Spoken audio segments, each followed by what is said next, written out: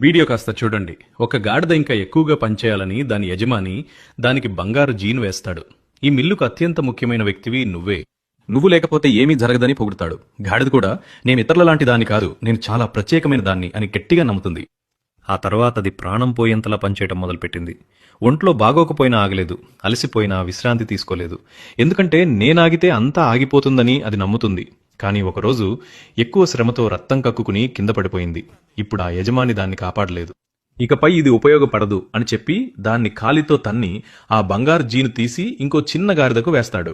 అప్పుడే దానికి అర్థమైంది, అతను ప్రేమించింది ఆ గాడిదను కాదు, దాని శ్రమను మాత్రమే.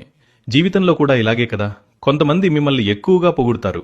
అది మిమ్మల్ని గౌరవించి కాదు, మీ వల్ల కలిగే ప్రయోజనం కోసం. సైకాలజీలో చెప్తారు, when praise is used to control you, it becomes manipulation, not love. అంటే అధికమైన పొగడత చాలాసార్లు ప్రేమ కాదు, అది నియంత్రించడానికి ఒక తంత్రం. కాబట్టి మిమ్మల్ని ఎవరైనా చాలా ఎక్కువగా పొగిడితే ఒక నిమిషం ఆలోచించండి, అది ప్రేమ లేదా మీ శ్రమను పిండుకునే తంత్రమా అని.